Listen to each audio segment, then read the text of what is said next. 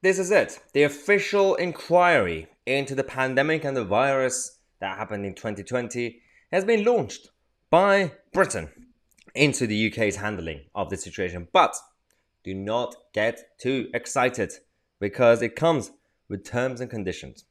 It's not what you think it is. This has been approved by the Prime Minister himself, Boris Johnson, and he said the UK inquiry into the virus is now formally established and able to begin its important work.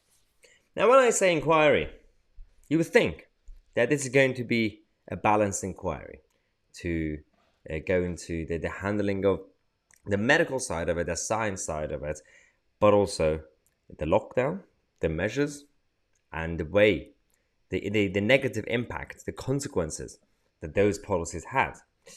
While the latter is not really happening, it's not that transparent. They're not going to focus much on the lockdown policies. They're going to focus on, whether they should have done lockdown sooner.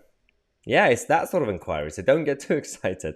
The problem we have is that we have to be honest. We have to have a transparent and independent national inquiry, and each country should have their own, but we should also have a global one, an international one as well, overall, to see what on earth actually happened. Why did we allow certain people with vested interests to take control of the whole narrative of each country? Let's talk about the impact that the whole agenda, the handling of the lockdown policies had on children's education.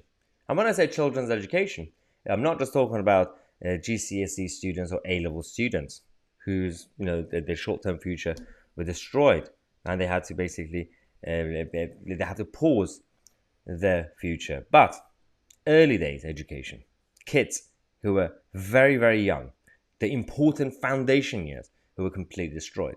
Let's talk about mental health and how the mental health cases massively increased.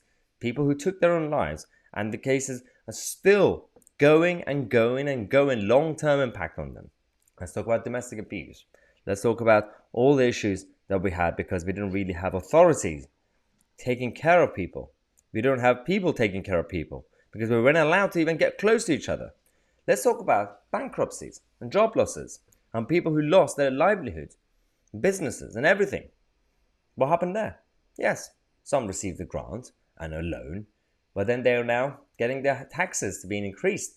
So they have to pay back not just with interest, but with extra interest called tax. And they're going to lose their businesses again. Let's talk about the side effects of these of the products that we had, Moderna and Pfizer and all the others. We're still not talking about that, are we? Let's talk about the health appointments for cancer patients and many others who missed their appointments. They got cancelled, they got delayed, and they had to wait in the queue in the waiting list, and now they have to wait for 2 days in an A&E because of the long-term consequences of those policies of 2020 and 2021. And there's much more. We're not talking about any of that, are we? We're talking about whether we should have done lockdown sooner. This is why we're now having more weirdos coming out to say, maybe we should think about doing another lockdown in the winter because viruses happen. Yeah, they do happen. What are you going to do about that? You're going to bring down the whole country? There's something about public health and there's something about personal health. And we have to actually differentiate between the two. So I just wanted to mention this video, give you the update on what's going to happen now with the UK inquiry investigation, but it's not going to be what you expect it to be. Thanks again for watching. I'm Tousi and we are the media.